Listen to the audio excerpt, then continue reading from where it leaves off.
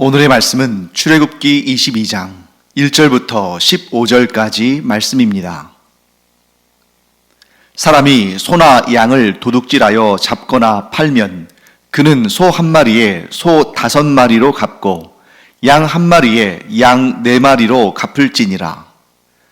도둑이 뚫고 들어오는 것을 보고 그를 쳐 죽이면 피 흘린 죄가 없으나 해 돋은 후에는 피 흘린 죄가 있으리라. 도둑은 반드시 배상할 것이나 배상할 것이 없으면 그 몸을 팔아 그 도둑질한 것을 배상할 것이요. 도둑질한 것이 살아 그의 손에 있으면 소나 나귀나 양을 막론하고 갑절을 배상할지니라. 사람이 밭에서나 포도원에서 짐승을 먹이다가 자기의 짐승을 놓아 남의 밭에서 먹게 하면 자기 밭에 가장 좋은 것과 자기 포도원에 가장 좋은 것으로 배상할지니라. 불이 나서 가시나무에 댕겨 낫갈이나 거두지 못한 곡식이나 밭을 태우면 불 놓은 자가 반드시 배상할지니라.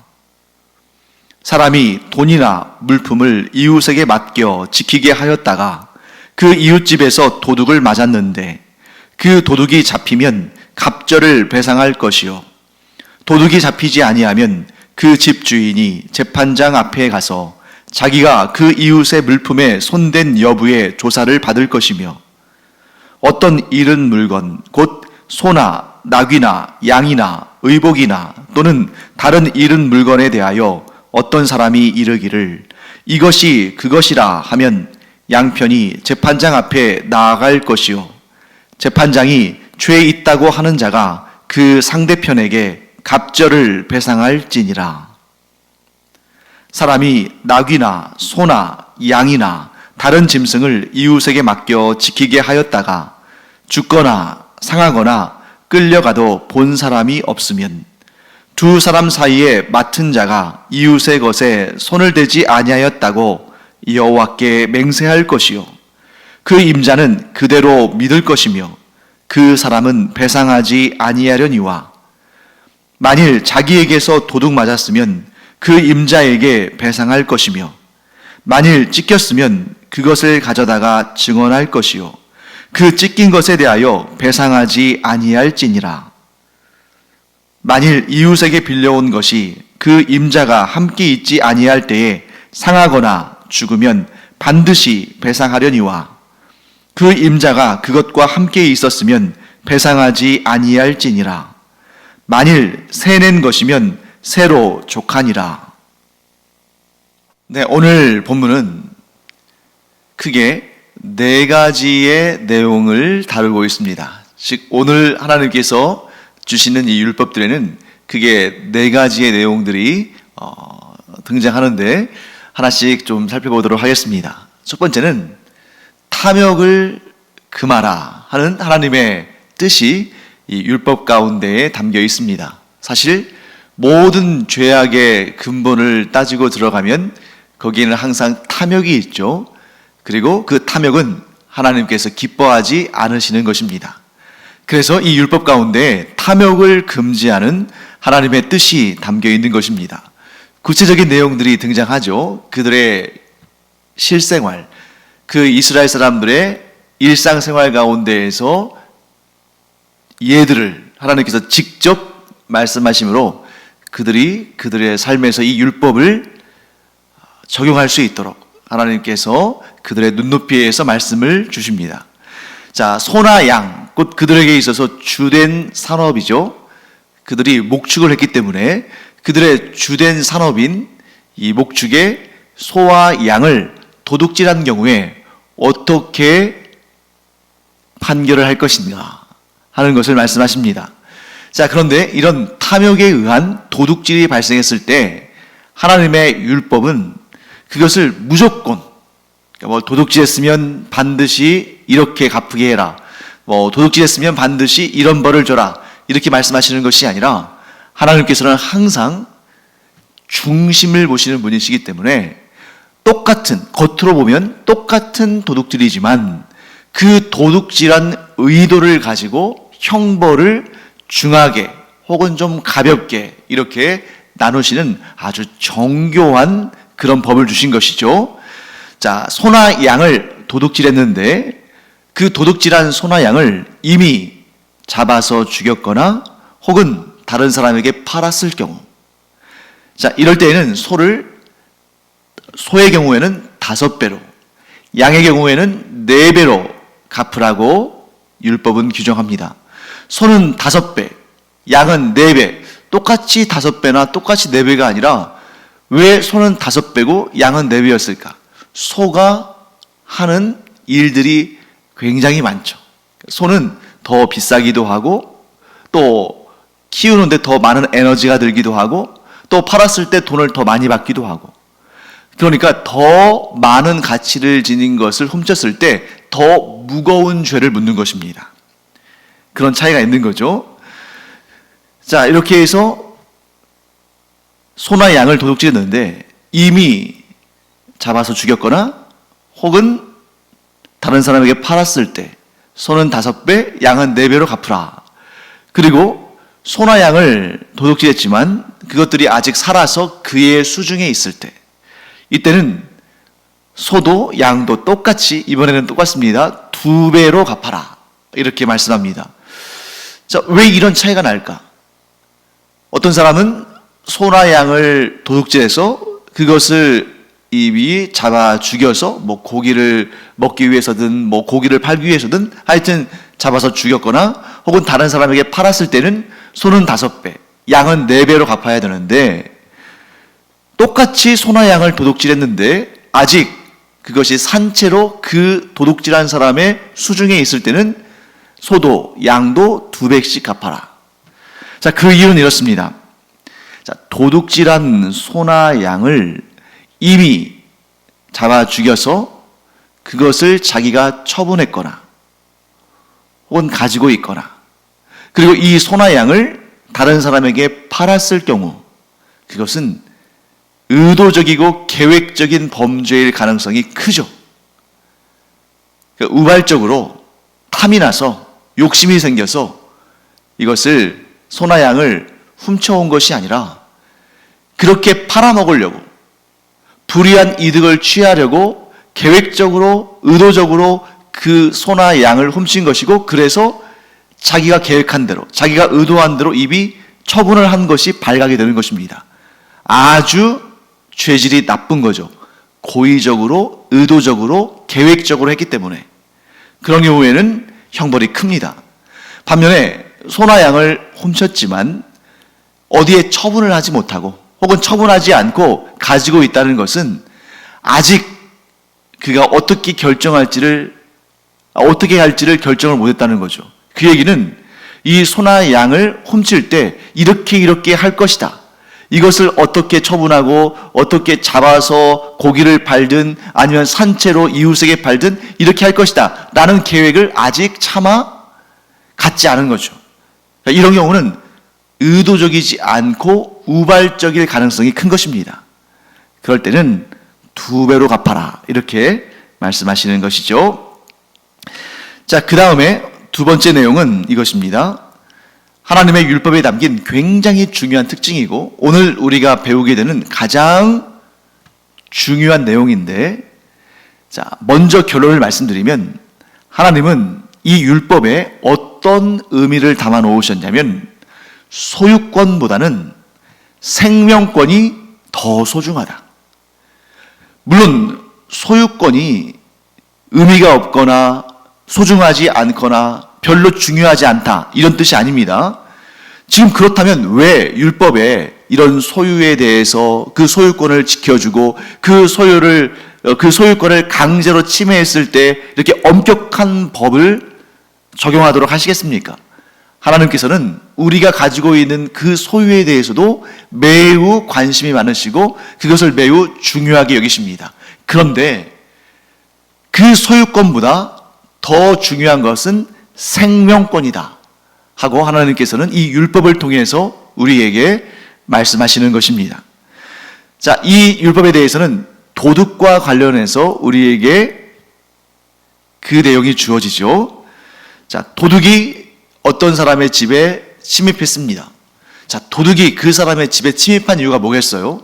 뭐 요즘에야 하도 이상한 일들이 많으니까 뭐 그 집에 뭐 몰래 카메라를 설치한다든지 또는 몰래 들어와서 뭐 촬영을 하고 뭐 이렇게 하면서 그것을 온라인 상으로 범죄의 방법으로 사용한다든지 그런 사람들도 많습니다만, 이 고대 시대에는 뭐 그런 게 있었겠어요? 도둑의 목적은 딱 하나죠. 그 집의 물건을 훔치러 온 것입니다. 그것 역시 탐욕으로 말미암아 비롯된 것이죠. 자, 도둑질한다. 이게 뭡니까? 상대방의 소유권을 강탈한다 하는 것이죠. 당연히 내가 눈 뜨고 내 소유를 도둑 맞는 것, 이거는 참을 수 없는 거 아닙니까? 그러니까 당연히 여기에는 정당방위가 인정이 됩니다.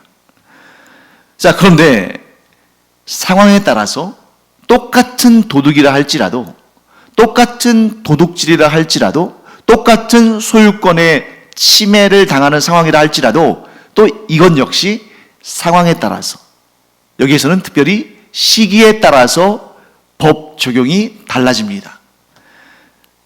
두 가지가 있는 거예요. 도둑이 집을 침입했을 때 하나는 야간 침입, 또 다른 하나는 주간 침입. 자, 어느 것이, 자, 여러분 뒤의 내용을 먼저 보기 전에 어느 것이 더 중한, 무거운 형벌을 받게 될까요? 3,500년 전이나 오늘날 이 시대나 여기에 대해서는 똑같은 적용이 이루어지죠. 야간 침입이 주간 침입보다 훨씬 더 무거운 죄를 묻게 됩니다. 왜요? 그만큼 더 위험하고 그만큼 더 생명 위험의 불안감을 느끼기 때문에. 자, 밤에 도둑이 들어온 것과 낮에 도둑이 들어온 것과 심리적으로 느끼는 차이는 엄청나지 않겠습니까?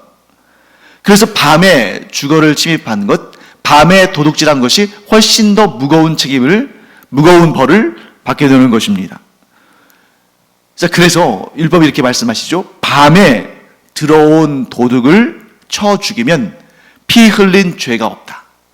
자, 오늘날처럼 밤에 도둑이 들어와도 불을 팍 켜버리면 그 불빛이 나오면 도둑이 움찔해서 놀라서 도망갈 수도 있고, 혹은 이렇게 저렇게 내가 조치할 수 있는 뭐 그러한 방법이 그래도 어느 정도 생길 수 있는데, 3,500년 전에 밤이면 얼마나 깜깜하겠습니까?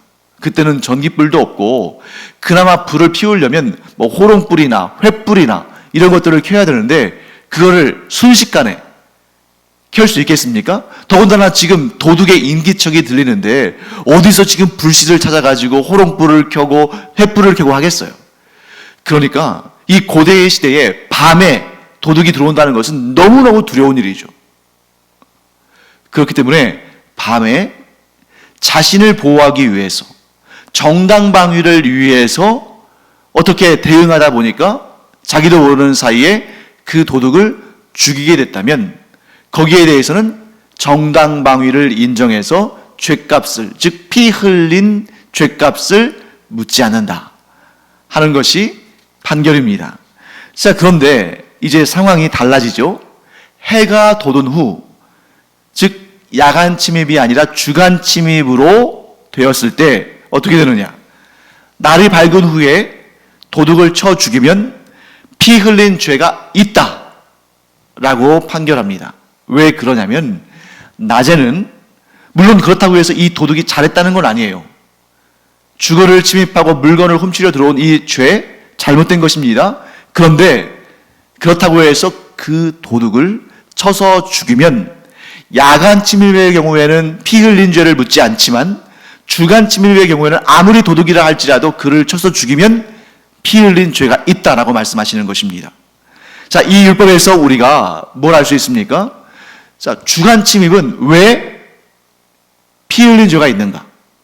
자, 낮에는 그 도둑이 들어오는 것을 내가 확인할 수도 있고, 심지어 그 도둑의 신원을 볼 수도 있고, 그렇게 되면 내가 그 도둑이 들어왔을 때 그가 누군지를 봤습니다. 또 최소한 그의 어떤 뭐 옷차림이나 또 심지어 어떤 경우에는 얼굴을 볼 수도 있겠죠. 그때 소리를 막 지르고 사람들의 도움을 구하면 그 도둑이 도망칠 수 있겠죠. 그러면 그 현장에서는 잡지 못한다 할지라도 나중에라도 잡을 수가 있는 기회가 있습니다. 그리고 그렇지 않다 할지라도 밤에는 도둑이 조금 더 유리한 상황이죠. 그리고 도둑이 자기 얼굴도 안 보이고 어두우니까 보다 더 적극적으로 행할 수 있습니다만, 낮에는 아무리 간 큰 도둑이라 할지라도 위축될 수밖에 없죠. 그래서 그렇지 않을 수도 있습니다만, 대부분의 경우에는 낮에 도둑이 어떤 집에 침입했다가 주인에게 발각이 되면 도망을 치거나, 또한 주인이 소리를 지르면 그때 지금처럼 핵가족 시대가 아니라 대가족 시대고, 또 종들도 있을 수 있고 하니까, 그러면 막 그 집안 사람들이 몰려와서 그 도둑을 잡을 수 있기 때문에, 도둑은 조그만한 인기척이 있거나 조그만한 그런 어떤 소리가 들려도 도망치겠죠. 그런데 그때에 도망치는 도둑을 주인이 잡아서 무슬게 쳐서 그를 죽인다면 그것은 과잉 대응한 것이다. 그러므로 그렇게 하지 않아도 되는 것인데, 도둑이 도망쳤다 할지라도 나중에 또 잡을 수 있는 그러한 기회가 있는데 너무 과도한 대응을 했다 해서 피 흘린 죄를 묻는 것이죠. 여기에서 우리가 깨닫게 되는 중요한 사실이 있습니다. 그것은 무엇이냐면, 하나님은 우리의 소유권을 소중히 여기시고, 하나님께서 우리에게 주신 복과 우리에게 주신 재물과 우리에게 주신 소중한 소유물을 하나님께서는 지켜주시기를 원하신다. 하지만 그 소유권도 하나님께서 소중히 여기시지만 그보다는 생명권을 훨씬 더 소중하게 여기신다. 그 이유는 무엇일까요? 오직 사람에게만 하나님께서 무엇을 주셨습니까? 하나님의 형상과 모양. 곧 하나님은 하나님의 형상과 모양을 따라 사람을 지으셨기 때문에 사람을 만물의 영장으로 삼으시고 사람을 특별한 존재로 귀히 여기시기 때문에 사람의 생명을 함부로 빼앗지 말아라. 과도하게 사람의 생명을 취하지 말아라. 물론 이런 정당방위처럼 밤에 침입한 도둑을 쳐 죽이는 것처럼 이렇게 몇몇 경우 하나님께서 때로는 사형을 명하시기도 하시고, 또 사람을 죽였을 때 그 죄를 묻지 않으시는 경우도 있지만, 그러나 그런 경우가 아니라면 사람의 생명보다 더 소중한 것은 없다라고 말씀하시는 것입니다. 이러한 율법의 정신을 통해서 오늘날 우리의 사회를 바라보면 이런저런 문화가 더 발전하고 법 규정도 더 세분화가 되고 사람의 인권도 더 발전했다고 말하지만, 오늘날 이 시대에 이 3,500년 전의 율법에 담겼던 이 소중한 마음, 곧 생명을, 사람의 생명을 그 무엇보다도 소중하게 여기시는 그런 마음이 과연 오늘날 이 시대를 살아가는 사람들 가운데 존재하는가? 돈 때문에, 소유권 때문에, 욕심 때문에, 이런저런 문제들 때문에 사람의 목숨을 별로 귀하게 여기지 않는, 어떤 경우에는 돈을 사람보다 더 귀히 여기고 자기의 육신의 정욕을 다른 사람의 생명을 지키는 것보다 더 중요하게 여기는 그런 일들이 이 시대에 너무 많지 않습니까? 이런 때에 우리는 이 율법 속에 담긴 하나님의 마음, 이 율법의 정신을 바로 알고 우리의 삶 가운데 정확하게 적용해야 됩니다. 소유권 중요하다. 그러나 생명권, 사람의 생명이 더 중요한 것이다. 우리 이 하나님의 마음, 하나님께서 우리에게 주신 그 율법의 기초를 우리는 정확히 알고 우리의 삶에서 제대로 실천하는 그런 우리가 되길 바랍니다. 그 어떤 것도 사람의 생명보다 소중한 것은 없다 하는 것을 이 세상에서 우리가 알 뿐만 아니라, 그렇기 때문에 우리가 전도를 하는 거죠. 그렇기 때문에 선교를 하는 것이고, 그것이 곧 교회가 존재하는 이유이기도 합니다. 이 세상에서의 뭐 100년도 채 되지 않는 그 생명도 이토록 중요한데, 그 어떤 소유물보다도 중요한데 영원한 생명이야 우리가 뭐 말할 필요도 없는 거 아니겠습니까? 그러므로 교회의 존재 목적은 하나님을 찬양하고 경배하는 것이며, 또한 한 사람이라도 더 하나님 앞에 죄 사함 받고 영생의 구원을 얻는 것이다 하는 것을 우리가 알게 됩니다. 자, 그다음에 세 번째가 나오죠. 세 번째는 배상의 원칙에 대해서 말씀하는 율법의 규정들입니다. 자, 자기 자신의 가축이 자신이 잘 단속을 못했거나 혹은 의도적으로 남의 밭에 들어가서 그 밭에서 난 것을 먹었을 때 어떻게 할 것인가? 자, 그 짐승들이 뭐 사람처럼 밭을 이렇게, 이것은 우리 주인의 밭, 저것은 우리 주인의 이웃의 밭, 이걸 다 구분할 수 있는 것이 아니라 짐승은 그냥 배고프면 먹고 배부르면 안 먹고 하는 거 아니겠습니까? 그러니까 이 짐승이, 즉 가축이 다른 사람의 밭에 들어가서 그 밭의 작물들을 먹었을 때 이 가축에게 책임을 물을 수 없죠. 그러면 그 주인에게 책임을 물어야 되는데, 그때 어떻게 하라고 말씀하시냐면, 그 이웃의 밭에서 먹은 그러한 그 뭐 곡식이든 뭐 과일이든 채소든 그것을 배상해 줘라. 근데 여기서 중요한 것은 뭐냐면, 이 규례에서 정말 중요한 비유는 바로 이것입니다. 가장 좋은 것. 즉, 내가 키우는 가축이 나도 모르는 사이에 이웃집에, 이웃 사람의 밭에 들어가서 작물을 먹었습니다. 채소든 뭐 과일이든 곡식이든. 그런데 이 가축이 그 이웃집의 밭에서 무엇인가를 먹었을 때, 뭐 얘네들이 막 지능이 좋아서 너무 막 이렇게 의도적이어서 그 밭에 있는 가장 좋은 것들만 다 따서 먹거나 하지는 않을 거예요. 그 넓은 밭에서 뭐가 가장 좋은지 어떻게 알겠습니까? 그냥 닥치는 대로 먹는 거죠.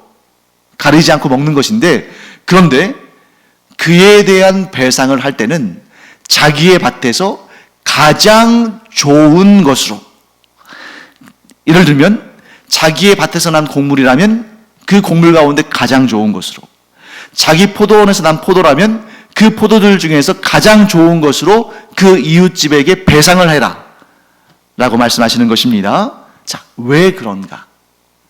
하나님께서는 물건, 뭐 그것이 곡식이든 가축이든 뭐 돈이든 뭐든 간에 그 물건을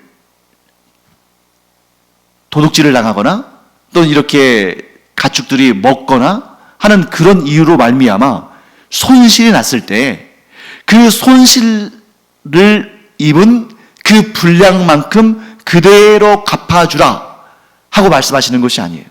뭐라고 말씀하시느냐? 너에게 있는 것 가운데 가장 좋은 것으로 갚아주라. 이것은 징벌적인 차원일 수도 있겠습니다만 더 중요한 의미가 있는데, 그것은 뭐냐면 자기의 재산권이 침해당한 사람의 그 마음의 상처까지도 알아주고 그것을 고려하고 그것을 채워주려는 마음을 가져라 하는 것입니다. 자, 이 집에서 키우던 소가 이웃집의 밭에 들어가서 곡식을 먹었습니다. 그러면 그 곡식을 먹은 만큼 이 집에서 갚아졌다고 해보세요. 그러면 끝인가요? 아니죠. 자, 우리가 만약 그 손해를 본 집이라고 생각해 보세요. 손해를 본 사람입니다. 내 밭에 이웃집 소가 들어와서 곡식을 먹었다면 그 곡식을 잃은 것만큼만 받으면 끝입니까? 아니잖아요. 남의 집 소가 우리 집 밭에 들어와서 내가 열심히 키운 그 곡식을 먹었으면 그거에 대한 마음의 상처, 마음의 고통은 또 존재하는 거 아닙니까? 곡식을 잃은 손해도 물론이거니와 그 곡식을 잃은 손해뿐만 아니라 그로 인한, 그 사건으로 인한 마음의 상처, 마음의 충격, 마음의 고통도 있는 것입니다. 그러니 네가 너의 가축이 손해를 입혔다면 그 사람의 손해를 입은 만큼만 채워주는 걸로 그치지 말고 그 사람의 마음의 아픔도 고려하고 그 사람의 그 마음의 상처를 보듬는, 그로 하여금 그 마음의 고통을 이겨낼 수 있는 그런 배려를 해줘라. 그게 뭐겠어요? 똑같은 분량만큼 채워주는 것으로 그치는 것이 아니라 그 똑같은 분량을 주되 가장 좋은 것으로 줌으로 미안한 마음과 그를 배려하는 마음과 그의 아픔을 보듬는 마음, 위로하는 마음을 전달하라, 이것입니다. 사랑하는 성도 여러분,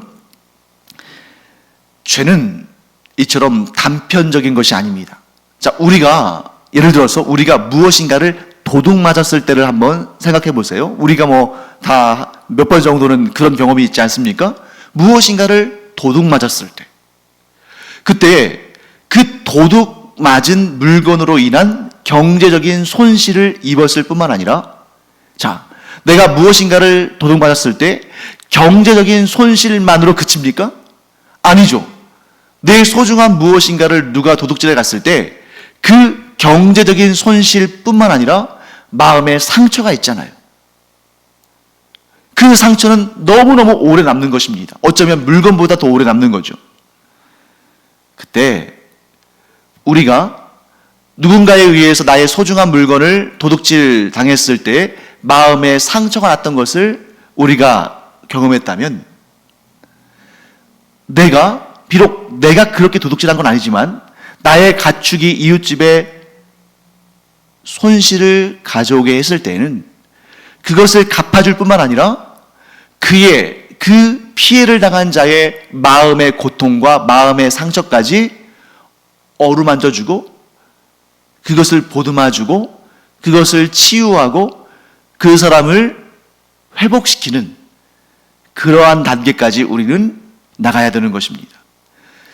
자, 일제에 대해서 그 위안부 할머니들이 계속해서 지금 주장하는 것이 무엇입니까?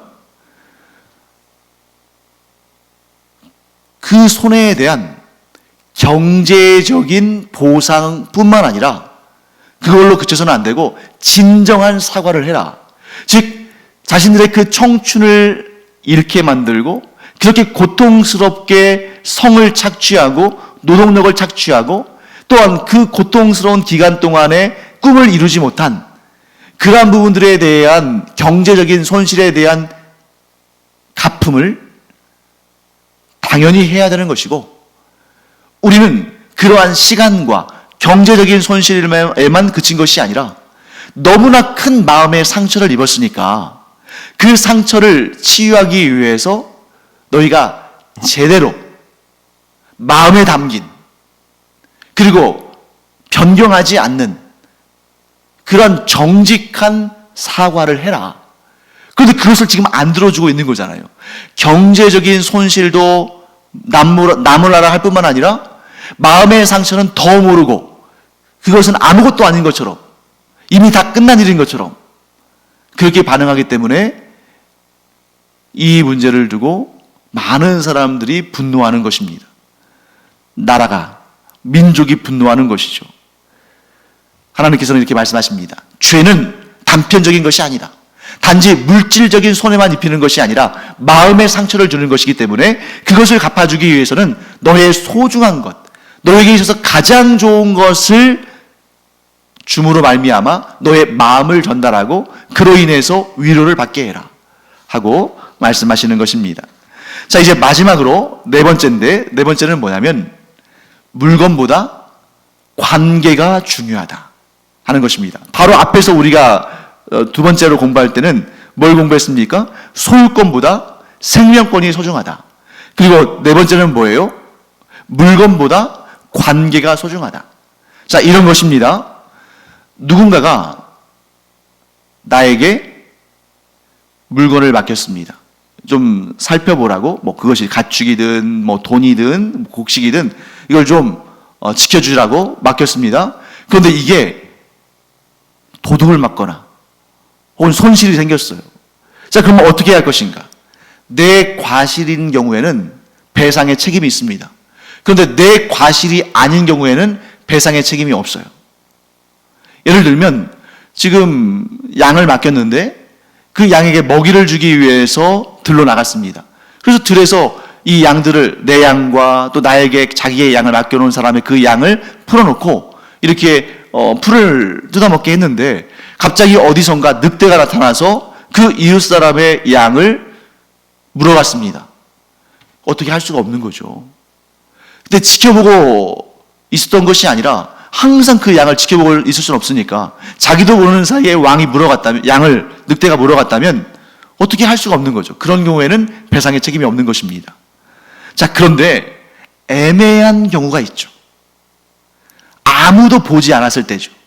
내가 누군가의 물건을 맡고 있는데 그걸 잃어버렸습니다.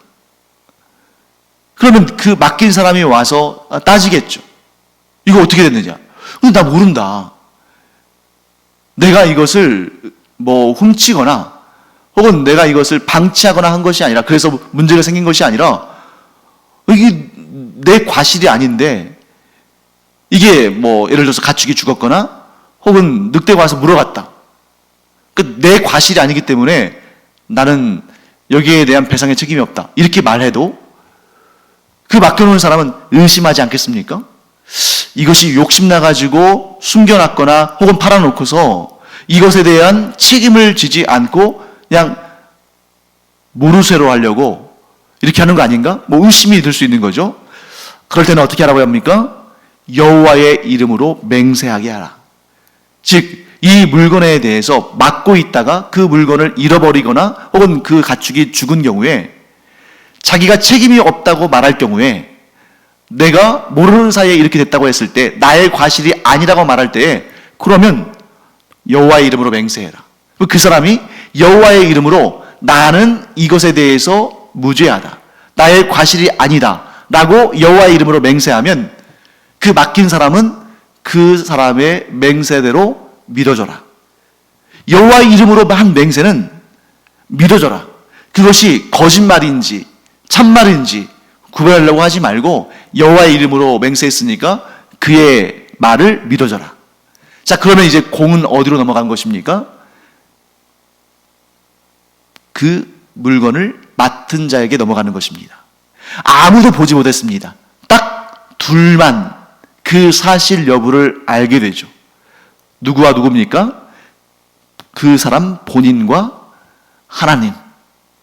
그러면 이제 이 사람이 여호와의 이름으로 맹세했다는 것은 뭘 의미하냐면, 이제 사람 사이에서 해결할 문제가 아니라 하나님께서 해결하실 문제로 이제 자기는 하나님께 공을 넘긴 것이고, 그러면 만일 그의 맹세가 거짓 맹세였다면 그는 하나님께 벌을 받는 것입니다. 굉장히 무서운 일이죠. 중요한 일이기도 합니다. 정말 믿어줘야 할 만큼 중요한 일이에요. 왜? 사람 사이에서 유죄가 드러나면 그 죄에 대한 형벌을 받으면 되지만, 그 형벌의 재판관을 하나님으로 세우면, 그리고 만약에 그가 거짓말로 맹세한 것이라면 그 벌을 어떻게 감당하겠습니까? 하나님의 영원한 형벌을 어떻게 받아낼 수 있겠어요? 그렇기 때문에 우리는 분명히 알아야 됩니다. 절대로 거짓 맹세하지 말아야 한다. 특히 하나님의 이름으로 거짓 맹세하는 길은, 하나님의 이름으로 거짓으로 맹세하는 일은 너무너무 두려운 일이기 때문에 결코 해서는 안 된다. 사랑하는 성도 여러분, 우리가 탐욕을 품지 않을 수는 없겠죠. 사람이기 때문에.